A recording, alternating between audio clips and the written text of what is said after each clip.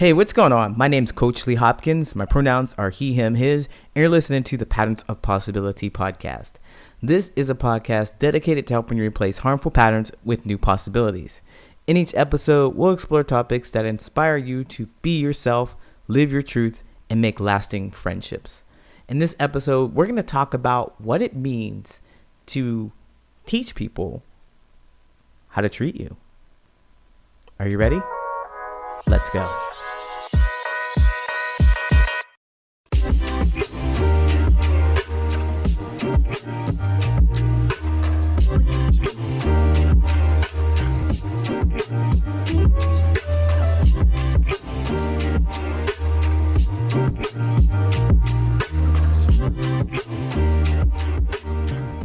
For most of my life, the kind of relationships I've had, friendships, romantic relationships, or otherwise, have been ones in which I expected people to treat me the way I wanted to be treated. And the way that I would express my desire to be treated, the way I wanted to be treated, was with anger when I didn't get treated the way I wanted to be treated. That's the only way that I would express it. And looking back on it, I realized that, of course, that's not the way to get what I want.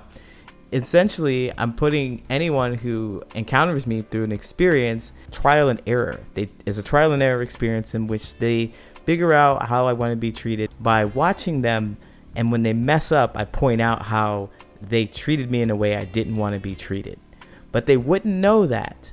They wouldn't know that unless they actually tried to do something to connect with me. Now, looking back on that, that's messed up. I mean, that is no way to create a friendship. That's reasons why I didn't have lasting friendships, because I didn't know what I needed. I didn't know what I wanted. And I couldn't tell that to them. I could only point out what I felt that was undesirable in the moment it was expressed.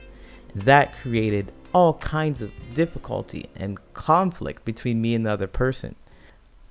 Looking back, I mean, how would I feel if I was put in a situation in which I wanted to be a friend to someone and everything I did for them, they really zoned in or tuned in to the fact that I did something wrong and they'd point that out?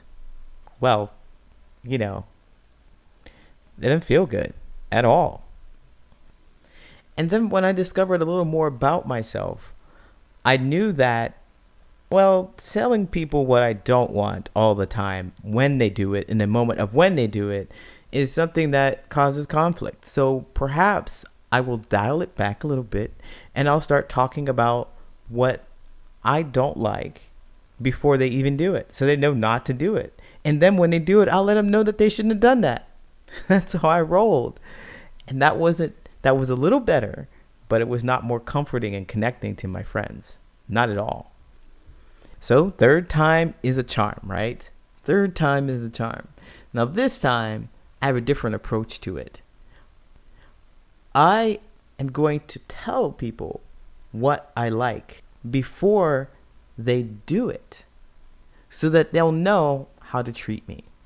And this by far has been the best approach to making friendships and connecting with people, is by expressing exactly what I can expect from them, how they can make me feel loved, appreciated, and supported. And I do it with as much specificity. I could have edited that out, but I'm not going to. Specificity, I think I said it right, that I can. I do it with as much detail as I possibly can to give them a clear idea of what they really can do, of how it looks, with examples and everything like that. For example, I know that I want to be treated with respect. I want to be treated nice. I want to feel loved.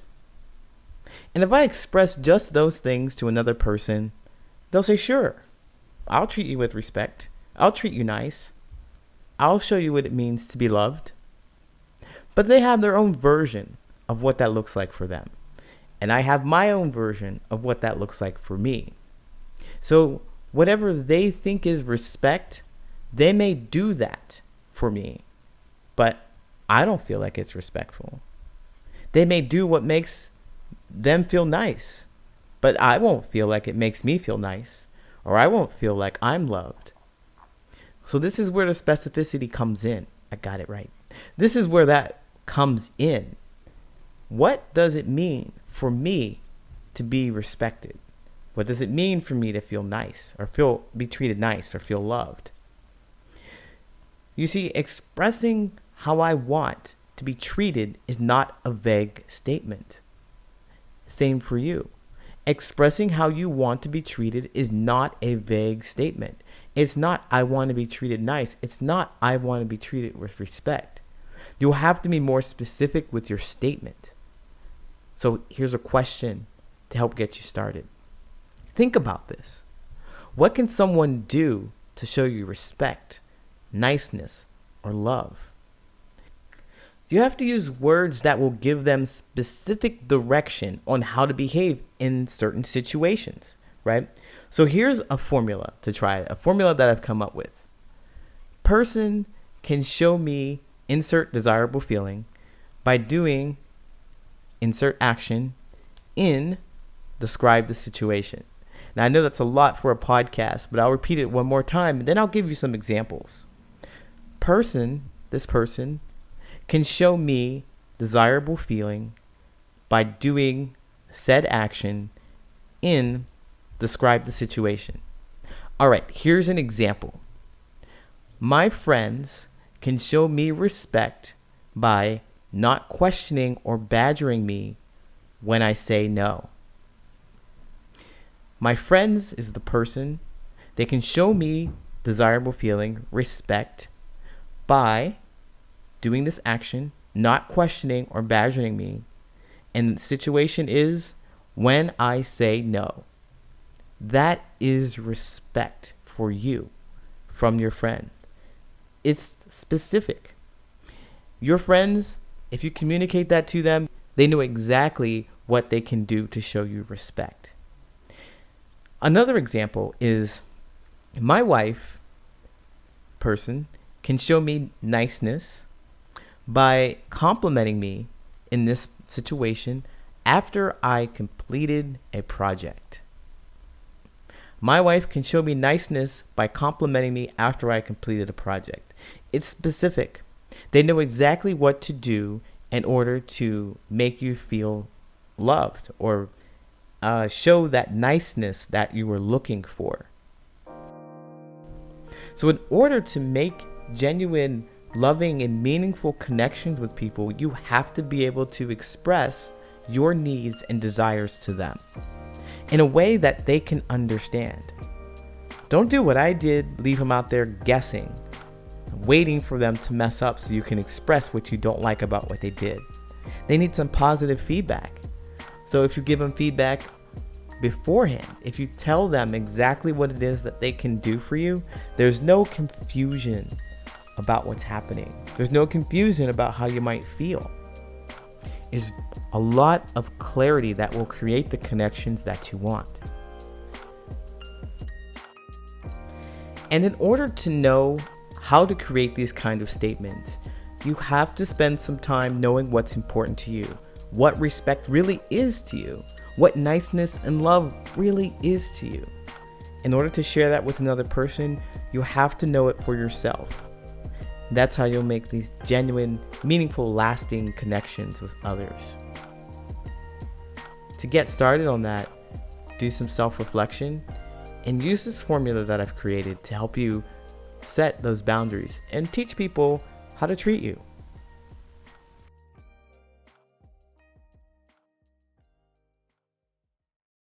I'll be right back with the Answer Reddit friendship advice question. This week's friendship advice question is called, I'm tired of being the third wheel. Should I leave? They write, I'm part of a 3-person friend group where the other 2 have been friends for many years and are extremely close. I met them 2 years ago, but over the span of 2 years, we only hung out in person around 5 times, even though we live in the same city, and always because I'm the one who invited them to hang out. Meanwhile, they always hang out together, have very long Discord calls every day, and go to each other's houses. every time I try to invite them to hang out, they always say they're too busy, even though neither of us work and are students, and they spend their entire days at home in bed doing nothing. We have a group chat where we text every day, but they text each other in private all the time. And so our group chats are never about deep stuff. Whenever we do hang out, they always talk about inside jokes from their past that I don't understand. And I just feel awkward because I don't know what they're talking about. I'm not gonna lie.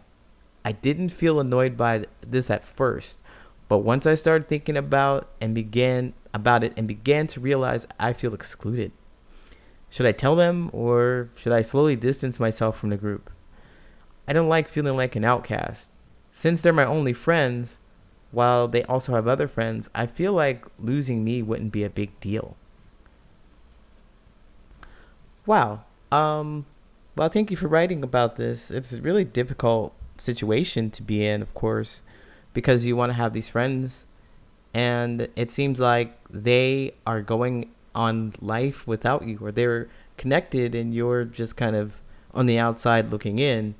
You're not really able to talk to them about anything important or special or deep, and it's a real feeling of angst to be sitting next to people who don't seem like they want you to be there, right? It feels like rejection in your face, not overtly spoken out and said to you, but an exclusionary way. So they've been together for a very long time, and you want to know if you should leave. And I think the best thing to do is to learn a bit and then leave. Because I don't want you to... My thought is that there's plenty of opportunity to learn from this experience here. There's plenty of opportunity to learn and ask yourself some questions, specifically the one about, well, you're recognizing all this behavior in them. It makes you feel uncomfortable. You don't feel supported or seen. What really keeps you there? Is there something that you want them to acknowledge about you? Or is there something that they have acknowledged about you before and you feel comfortable sticking with them because you felt like they've seen you at one point in time? Like whatever it was that brought you close, there's something that is shifting and breaking you apart or pulling you away from each other. Maybe you're growing and changing into something. Maybe they're also changing and they're recognizing that they like something that they have together more so than what you have to offer. And while that is painful, it is important to recognize what that is. Maybe there's something that you want to talk about quite often and they're not interested in talking about. So every time you bring it up, they shy away or they close up. There's something about you. That's what I'm saying.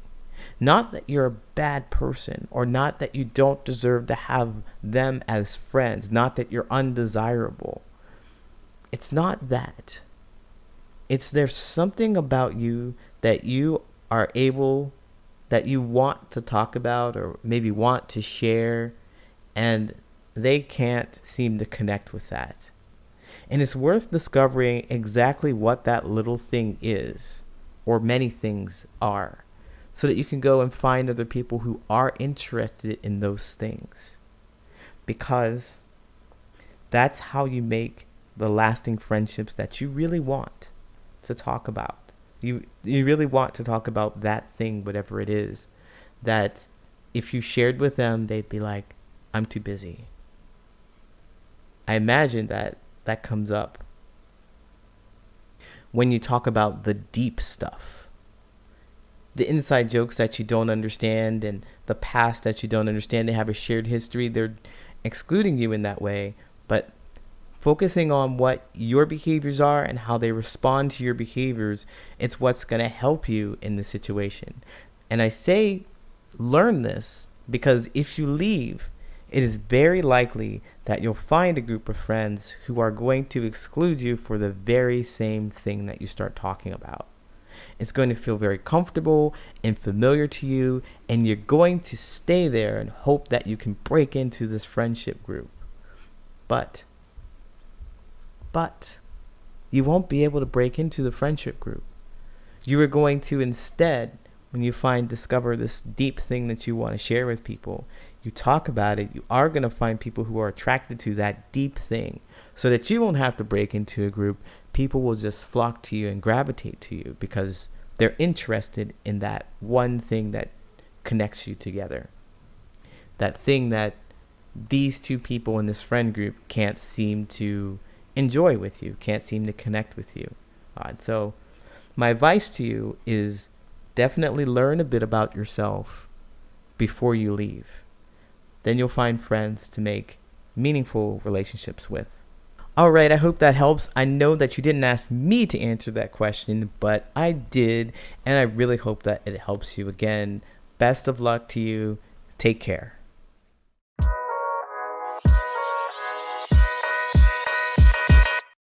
My name is Coach Lee Hopkins, and you have been listening to the Patterns of Possibility podcast. You can find me at patternsofpossibility.com and on all social media at Patterns of Possibility. And as always, I want to encourage you to be yourself, live your truth, and there you'll make lasting friendships.